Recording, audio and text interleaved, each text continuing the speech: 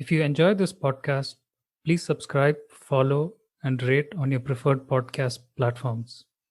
If you'd like to reach out to me, simply connect to me on Twitter. Links in the description. I think if the pandemic taught us anything, and this is from last year, that it really showed us that we're on the right track.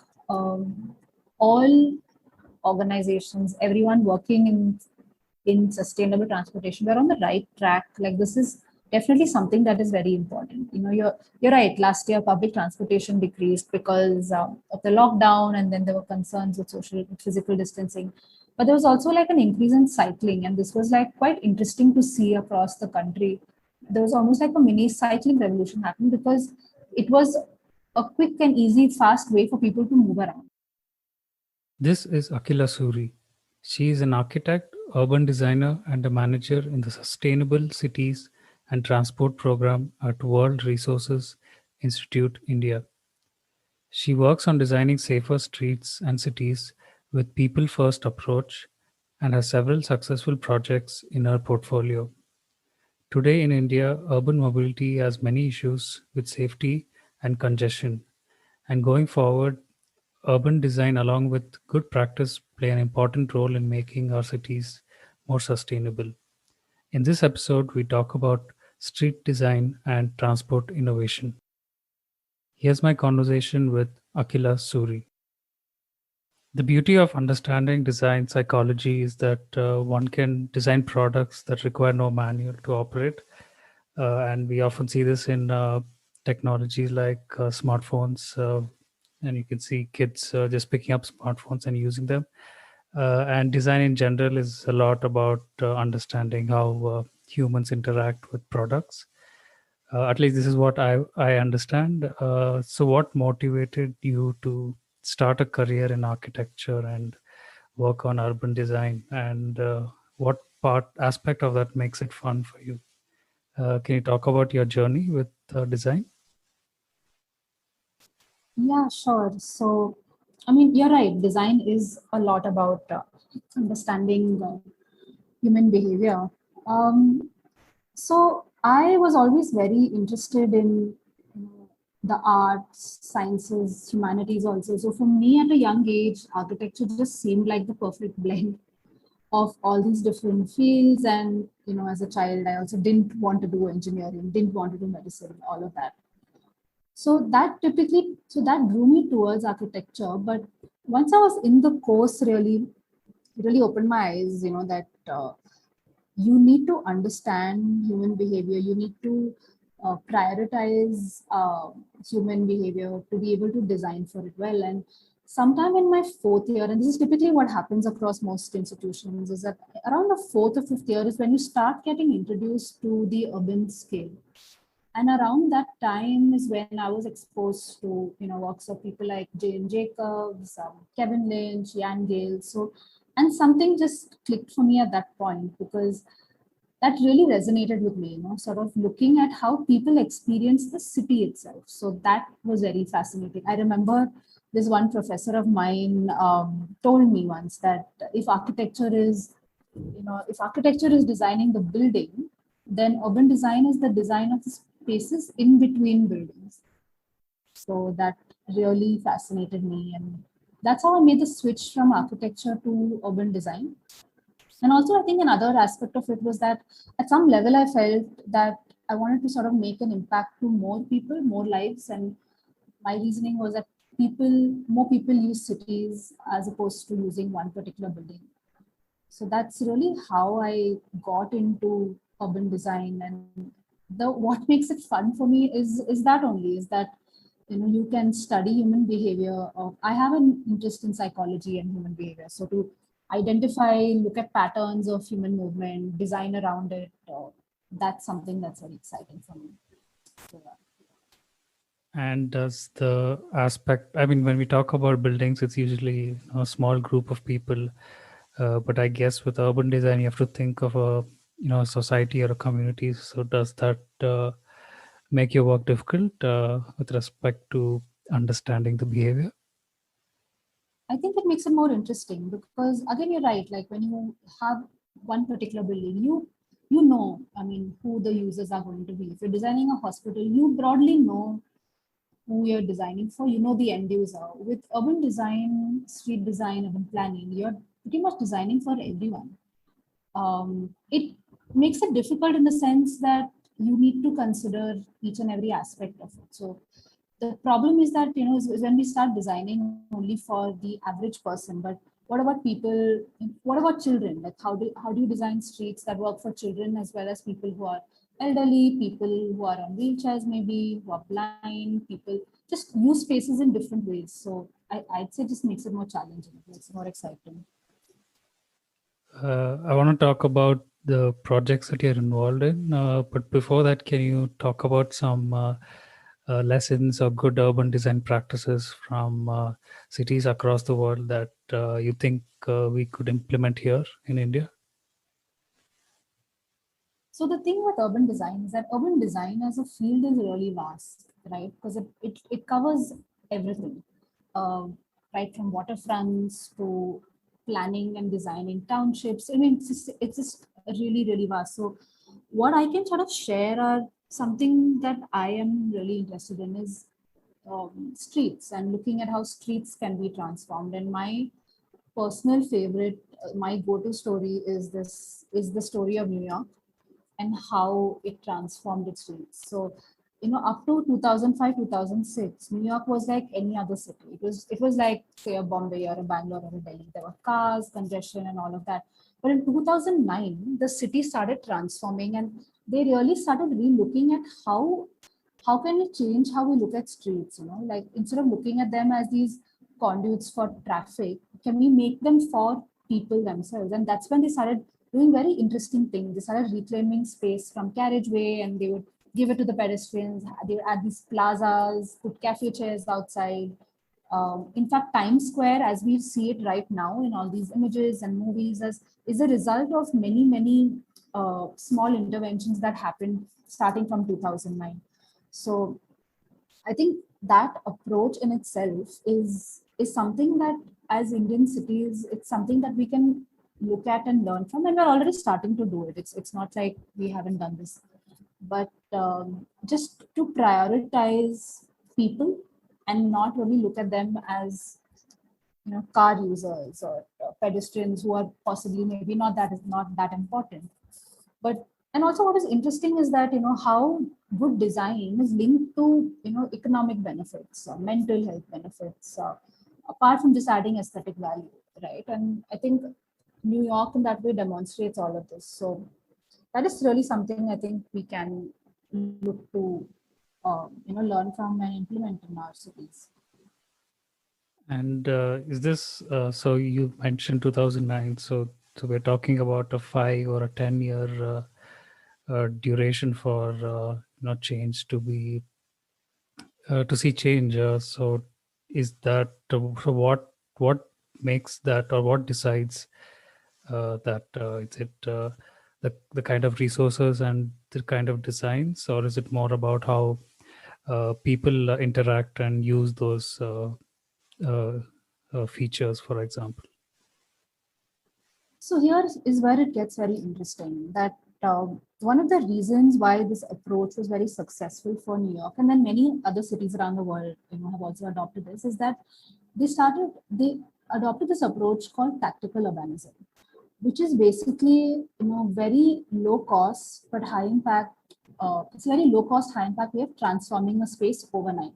So let's say, so for example, in New York only, so they closed off this one particular stretch called Broadway Boulevard to cars. They rerouted the cars to another route and decided to make it for pedestrians only. And at certain intersections of this Times Square, they wanted to redesign it for pedestrians.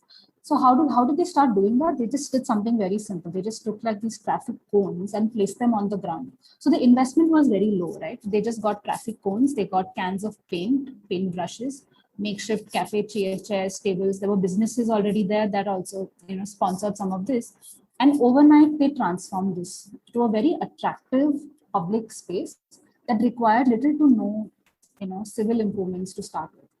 Once they did that, and that helped to kind of invite people. So so there are so many stories about this, about how the minute they put those traffic cones, people started thronging. Like pedestrians started using that space. It became really vibrant. It stopped being this crazy car congested, zone. And overnight, they could sort of see the benefits of it, and that helped make a case for the permanent transformation. Which you're right, which takes time, right? Which takes a couple of years, 5, 6 years. But until then, you still have a system in place that guarantees that your people can enjoy it the way it's supposed to be used. So that's another very interesting approach that we actually, many Indian cities are already trying out now. So your Twitter page and the learning modules on World Resources Institute India's YouTube page, I think they showcase very interesting and the procedure and the kind of progress that the organization has made with respect to improvement work. And this, I think, is focused on Mumbai, Delhi, and Bangalore. And I've seen some of this personally close to Outer Ring Road with the new bus lanes and pedestrian walkways. So, can you talk about such ongoing projects that you're working on and the kind of data you collect to assess impact and how these projects will improve the lives of people? So I work at WRI India, and we're basically a research organization that works on sustainable cities. How do you make cities work better for everyone? That's the question that we typically ask. The most projects that I work on are basically fall under the realm of sort of road safety, and I work specifically with the transport and road safety team.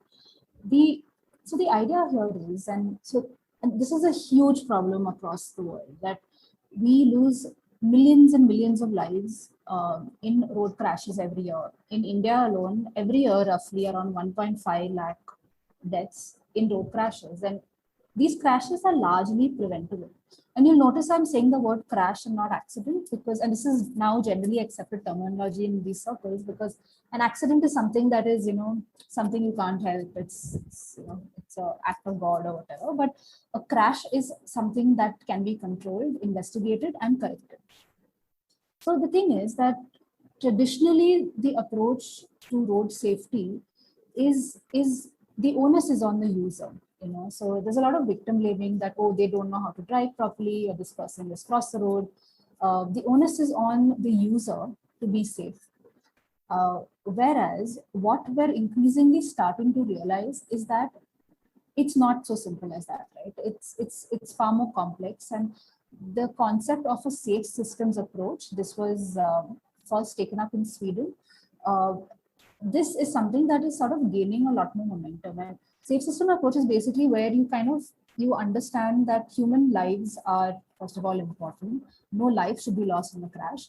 And there are many reasons to why a crash happens, and many ways that we can improve road safety. So it could be better infrastructure, better enforcement, education, awareness is another part, better vehicle design. I mean, there are just so many factors. So the work that I do is essentially under the infrastructure lens. So we look at how we can make roads safer for all users, and this is where we bring our knowledge as designers, because essentially as designers you're trained to design for human behavior. And if you're doing that, then you're basically doing a good job, because then you're designing it for all users and not just one particular, not just the car or the pedestrian. So we're trained to design cities so that they're safer for people to use. And there's a lot of data out there that shows that pedestrians are the most likely to lose their lives in a crash. In fact, even just in Bangalore, like this 2018-2019 data, every year 35 to 40% of the people losing their lives in crashes are pedestrians. So, and traditional transport planning prioritizes automobiles. Everyone else is just a guest on the road or doesn't really belong on the road. So a lot of the work that I do sort of focuses around that. So in cities like Bangalore, Delhi, Mumbai, we've We work directly with decision makers in the city. So this could be the corporation or the traffic police, but we work with them to redesign junctions and streets. We look at black spots, which are high risk high risk locations where a number of people have lost their lives. And that's, I think, what you mentioned around the outer ring road. The outer ring road in Bangalore is one of the most dangerous places to be a pedestrian today. um, it's really deadly. People lose their lives just while crossing the road there because they get off at a bus stop and they're crossing the road. So projects like that, and then we also look at institutional mechanism improvements. Like, are there the right guidelines in place? What other systems can we introduce to enable good design in the city and this capacity building? So it's a whole range of projects. The end goal is very simple, that everyone should be able to travel comfortably on the streets without having to lose their lives. And especially if you are what is typically known as a vulnerable road user. So if you're someone who's a pedestrian or a cyclist or even someone on a two-wheeler, you shouldn't lose your life for for doing something as simple as crossing the road. So that's about the work I do. And in terms of the data that we sort of collect to assess impact, I mean, there's qualitative and quantitative data, but we use we measure things like reduction in pedestrian crossing distances. Let's say, like if it's a junction redesign, typically we make junctions more compact. So how much shorter is that distance that pedestrian has to walk before he's again at the footpath? What is the time taken to cross? Are we reducing that? What is the reduction in vehicle clearance time? Because it's not just about making it better for pedestrians, about making it better for everyone else. And also there's data that traffic police generally collects on a yearly basis on what are the lives lost at these locations. And over a period of time, you do see that impact in that sense. And then also interestingly, we also collect a lot of qualitative data, through perception surveys, just we get out on the ground and we ask people, so how safe do you feel now versus compared to before? Or, how convenient is it? And what do you think we should change? So this is different kinds of data that we collect and try to show that these things help and make a difference. So you talked about changing infrastructure to make roads safer. So I'm assuming for pedestrians, you've seen a lot of skywalks these days so that it's safer to cross roads. And you mentioned, I think, junction optimization as the other. Are there any other kind of infrastructure changes that we might see in the future? So there's a lot, right? There's like if we look at street design. So when I say street design, it could be there's already a lot of street redesign work that has happened in Bangalore, especially under Tendashwar, and there's a lot that the city is already doing. So if I have to mention specific elements, there are things like raised crossings, which are basically pedestrian crossings, but at the level of the footpath. There are just designing footpaths well in different zones. You have a clear walking zone, you have a clear furniture zone, you have a clear utility zone where all your utilities and boxes are located. Designing for crossings at 200 meters, 400 meters intervals. Sometimes, depending on where streets are located, if it's in front of a school or if it's in front of a hospital, how does that change the design of the street? Do you need to provide more places to pause or to wait, or design for access? So I mean, these are different things, different elements that would change when you redesign a street, say. Apart from that, even neighborhood improvements, so we look at a ward level and you kind of look at accessibility across the ward level. So how do you ensure that within a 500-meter or 1 kilometer radius, people can walk comfortably and easily to get their essentials, go to the pharmacy, go to a hospital, walk to school. So things like that. I mean, there are several more, but these are a few examples. You mentioned how these changes not only help people on the roads or those driving their vehicles, but also the pedestrians, etc. So does this pedestrian and cyclist first mentality, whereby building better cycle lanes and walkways, does it also help reduce the number of cars and in turn reduce traffic jams? do you think people will prefer to choose uh, using cycles or going by walk? So that's again, the answer is not quite straightforward. So designing for pedestrians and designing for cyclists, providing them with better infrastructure would mean that in the future, more people will choose to walk and cycle simply again because it's more convenient and it's safer. But having said that, it's a little bit more than that. So there are trips that are longer than 7 to 8 kilometers. And when I say trip is basically the journey that say a person has from point A to point B. So if it's more than say 7, 8 kilometers, it's unlikely that they'd walk for so long unless he's particularly fit or really athletic. So there need to be other options, like a very robust public transportation system. So things like that, I think, are also, important. And you also need to make, essentially, what we need to do is also look at how you can make driving less convenient. And I don't say this in the way that driving is bad or cars are bad, but for as long as taking your car out for a drive to go from point A to point B is easy, people will always choose that because it's just more convenient, right? So there are things that cities have done, like London has congestion charges. You can introduce increased parking fees, look at vehicle demand management, things like that would sort of help curb vehicle usage. But again, it only makes sense if you have other sustainable transportation options. Walking and cycling is one of them, but also public transport. But one thing is very clear is that if you design for cars, you will get more cars. There are loads of examples that show that and can demonstrate that. So that's definitely not the way to go. But yes, definitely providing better walking and cycling infrastructure helps everyone. Speaking of public transportation, I want to talk about buses, which I think can be a great way to move around the city. If done right, of course, there are a lot of issues like the bus to population ratio, safety, comfortability, and just overall improving the experience while traveling in the bus.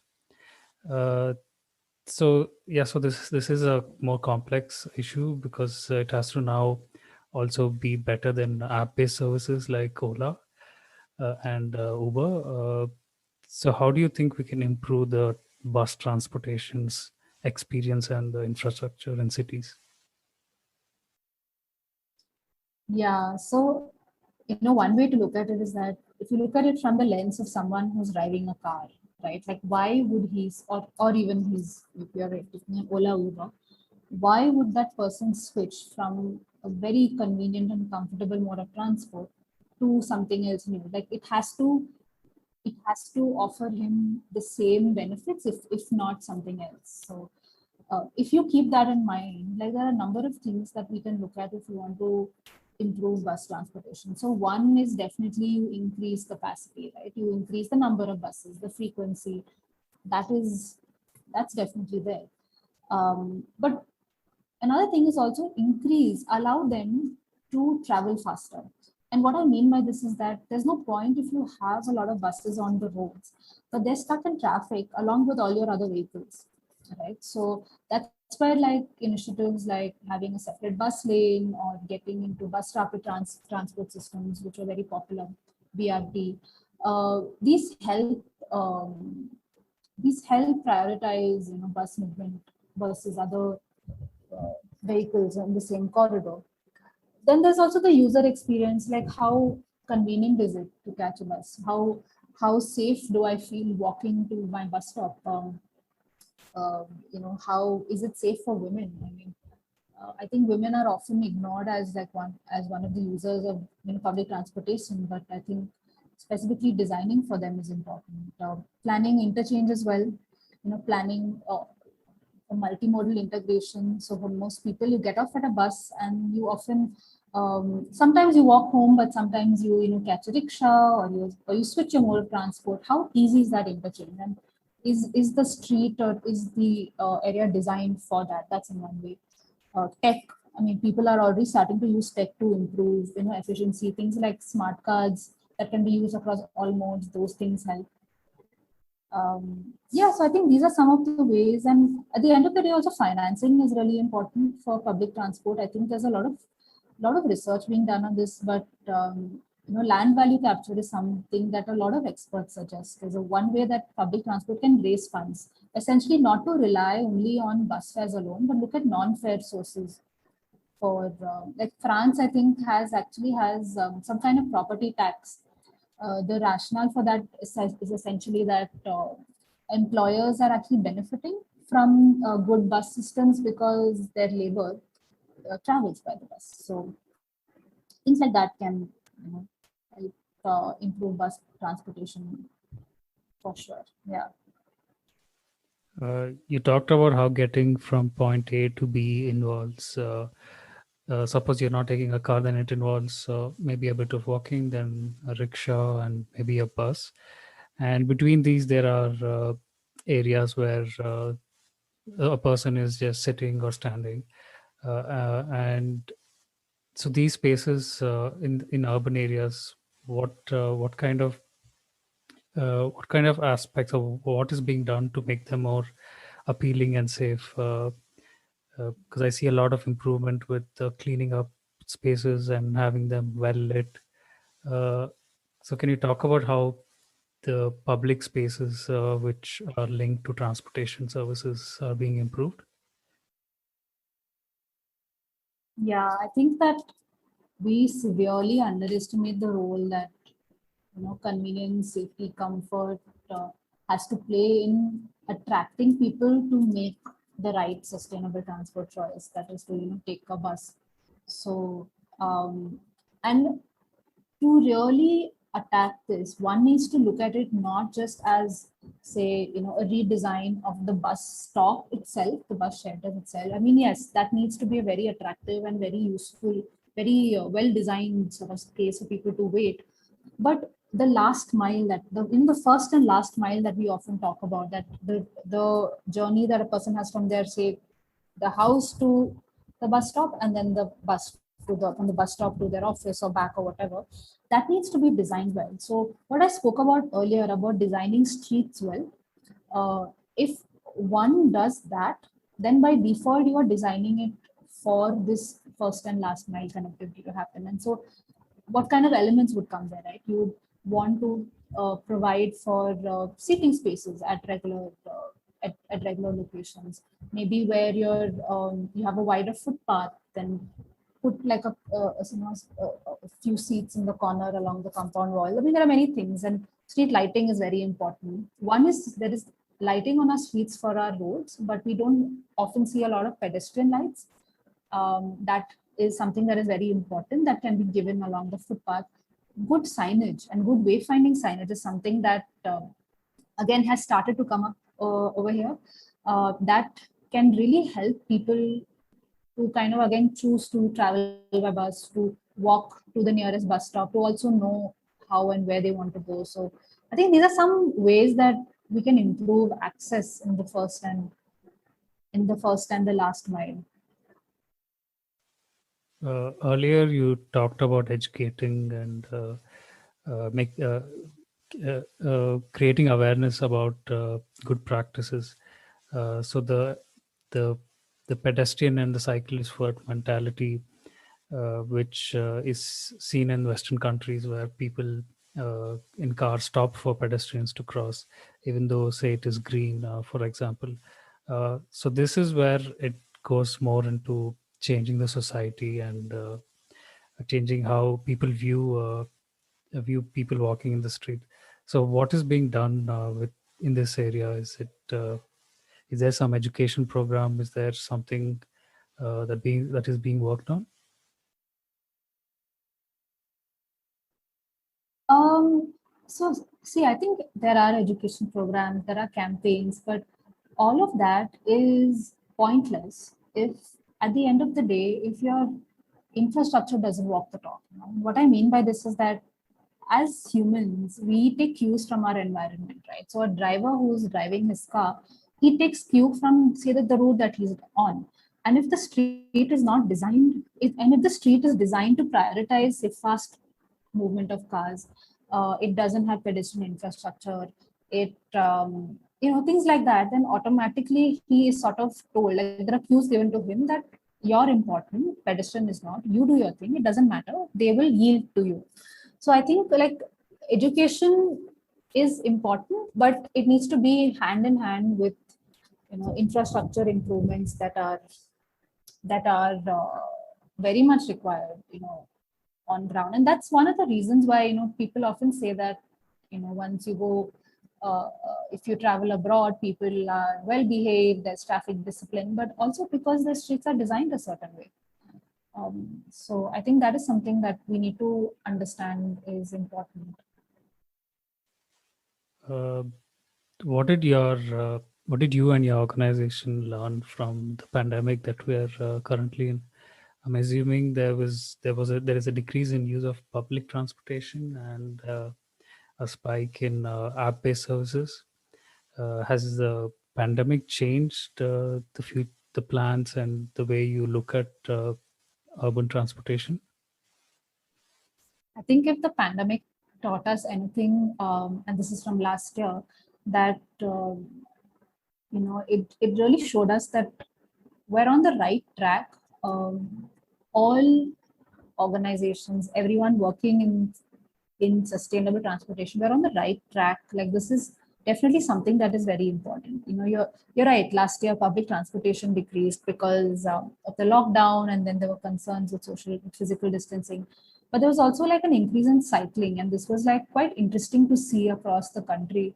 There was almost like a mini cycling revolution happening because it was a quick and easy, fast way for people to move around. And the ministry also launched this Cycles for Change challenge, where they encourage cities to provide cycle infrastructure, and there was some amount of funding given. So these are all great things, things in the right moves in the right direction. And one of the things also is that during lockdown, we all realized last year that we got out of lockdown with cleaner air. There's less noise pollution. One could hear the birds.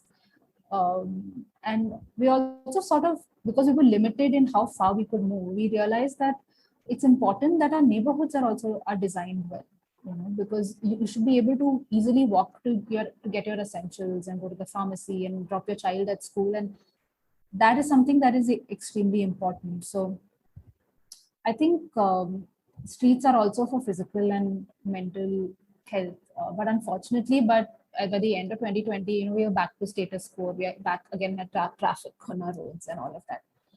So this is one of the biggest takeaways, was we definitely need to make our cities more sustainable and put in place long-term plans, take actions, help cities take those actions so that we're in a better place 10, 20 years from now. You talked about this a bit earlier, but how do we go about, or is it even right to remove more vehicles from the street? You mentioned about having, I think in UK you mentioned there's a kind of tax, and in Delhi they did practice with respect to the number plate.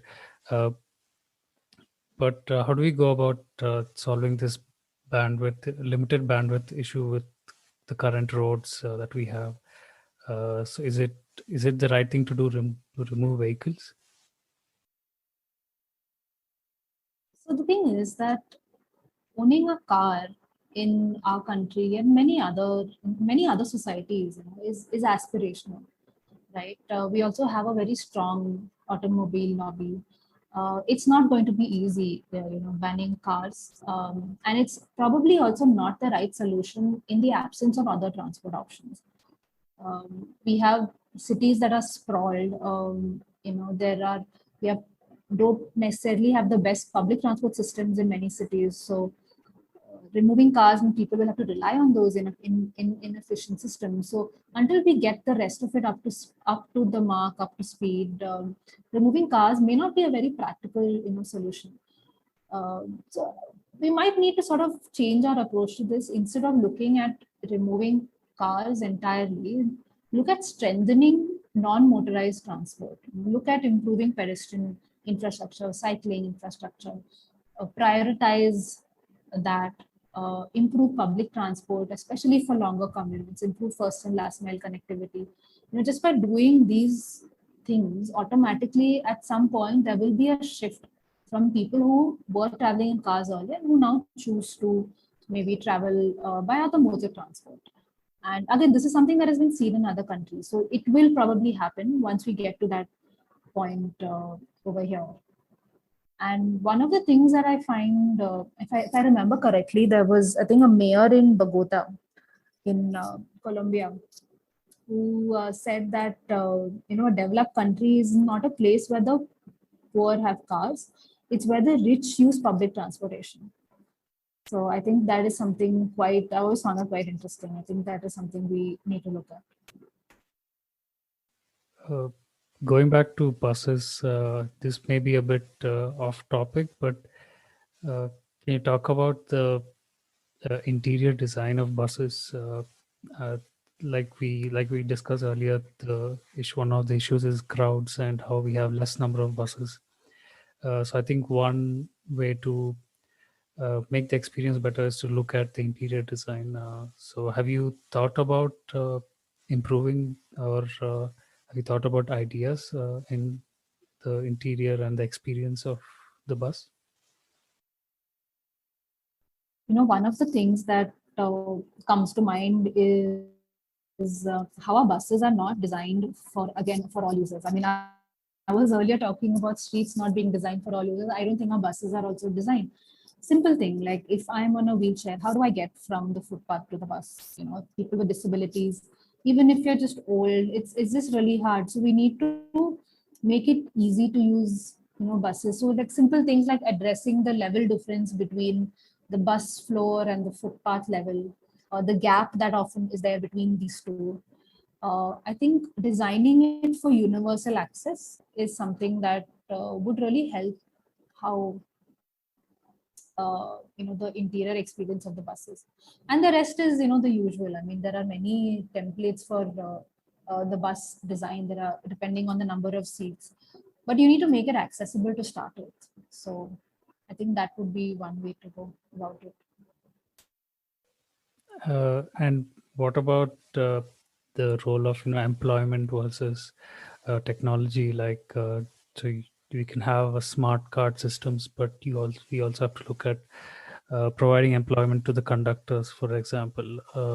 So this is something that. So how does, who decides this, and does this just take time, or is there some way to do this, or implement it in a better way?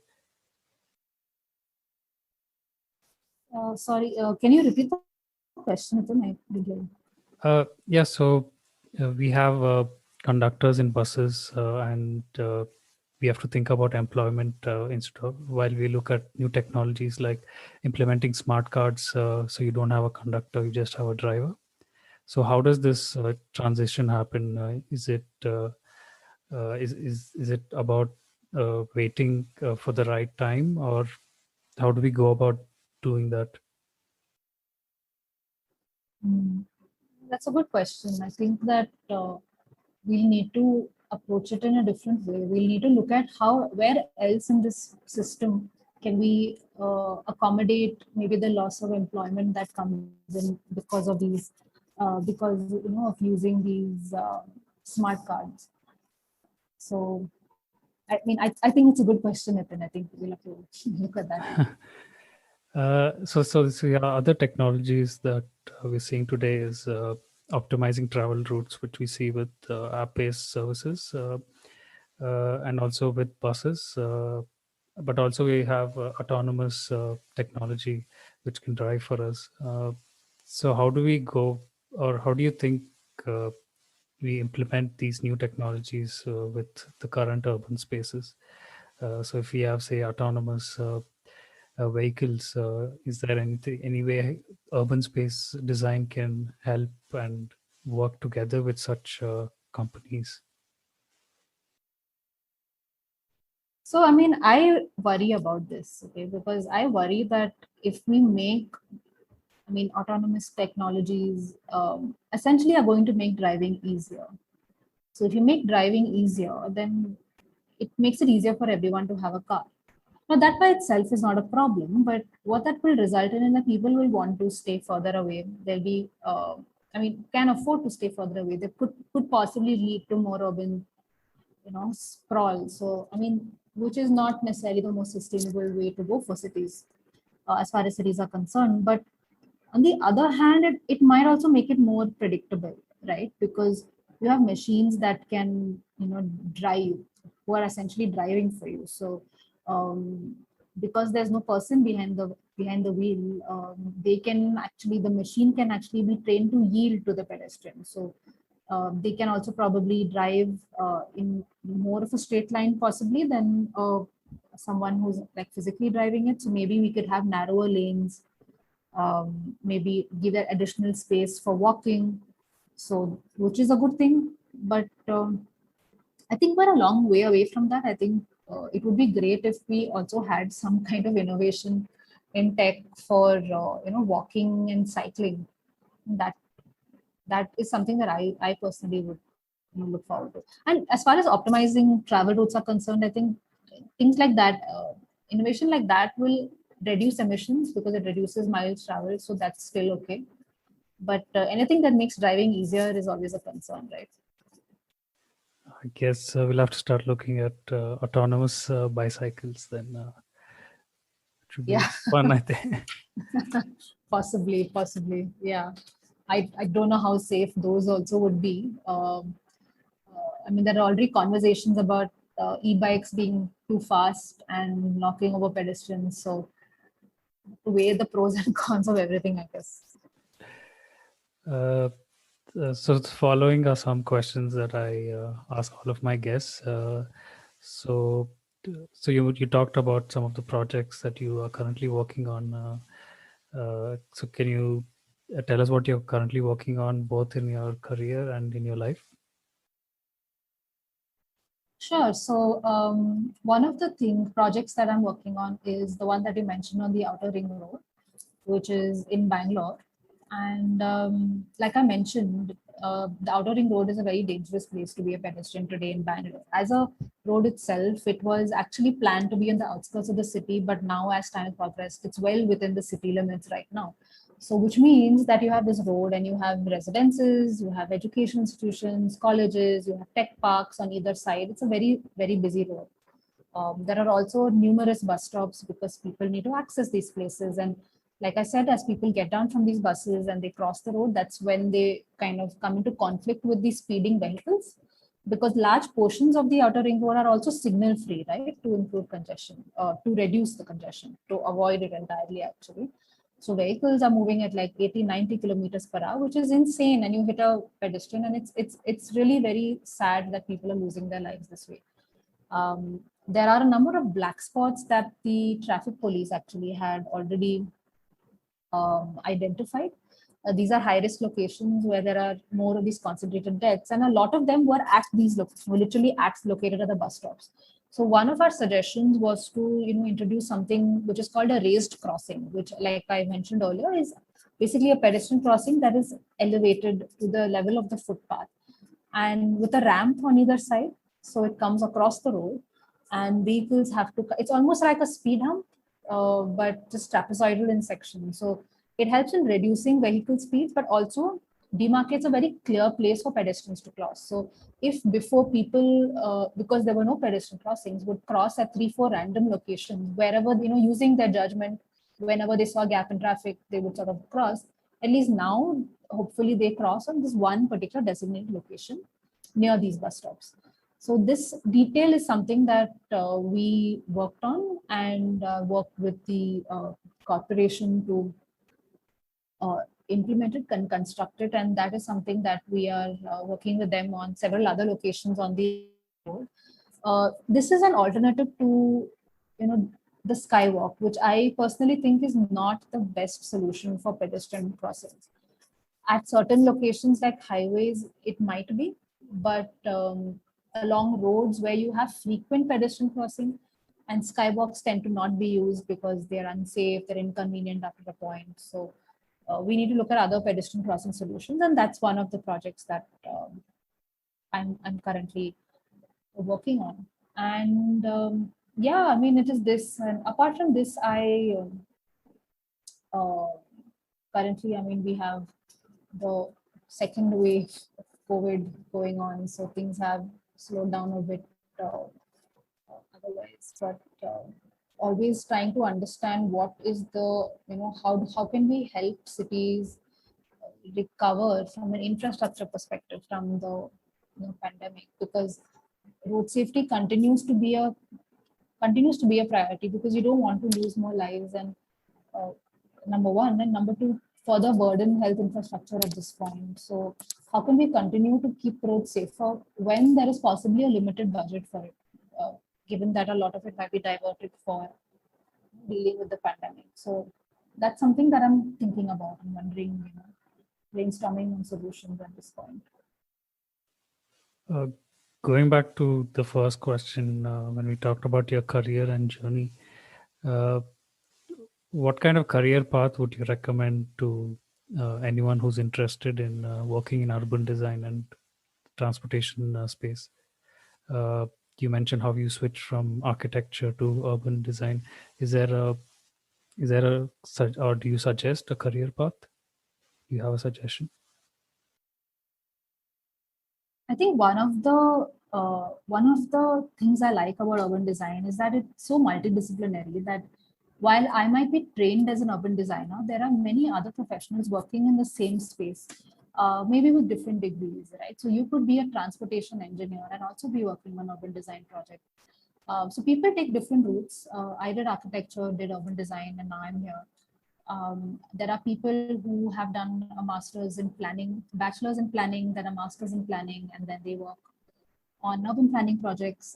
There are civil engineers who then did a master's in transportation engineering, transportation sciences, and are also working in the same space. There are also economists who have gone on to study planning and are now working on this space. So there are several career paths that one could choose. The only thing I'd say is that start with what you're interested in at that point. You never know how as you get exposed to more and more things, your interests also keep changing. So start with something that allows you gives you the opportunity to switch if you want to at any point.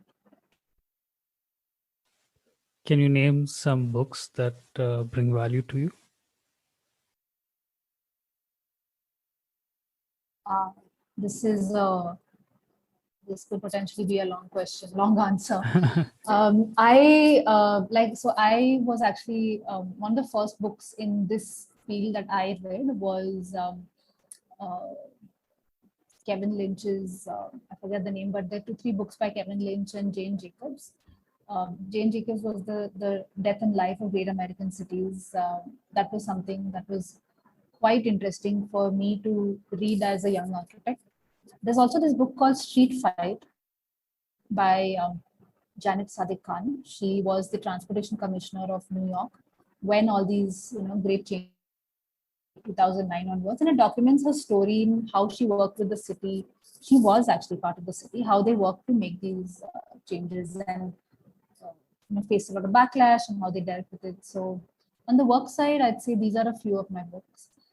Apart from this, I do, I personally enjoyed Atomic Habit by Charles Duhigg. And there's a book by Sheena Iyengar called The Art of Choosing, which very interestingly talks about how we make choices and why we make choices. And I think at some point, all of that relates to the design work that we do. So yeah. What about in life? What values in life are important to you? This might be a simple question, but I think it's important to talk about values in life. I think being authentic, being honest, um, and honest to yourself and the work that you want to do. Commitment to whatever you're doing, being consistent. I think these are things that we all know and we've heard as children. Just keep at it, work hard, be consistent. But really, the value of that is, I mean, I feel it a lot now. yeah, I think these are some of the things that are important if you want to make a difference in your life and the work that you do. Finally, where can people connect to you online and get in touch with you? So I'm pretty active on Twitter. So my Twitter account is Akhila Suri. So if anyone wants to reach out to me, I am available on Twitter or also on LinkedIn. And I'd be very happy to connect with anyone who has any questions. Uh, this has been a really interesting conversation. I advocate public transportation, and I'm really excited to see all the changes that's happening around Bangalore and other cities. So thank you so much for working in this space, and thank you for taking time to speak with me. Thanks, Nathan. This has been a great conversation. And thanks for your podcast and calling all these very interesting people from different parts of society and hearing their views. I think what you're doing is of great value to a lot of youngsters today. I hope so. Thank you so much.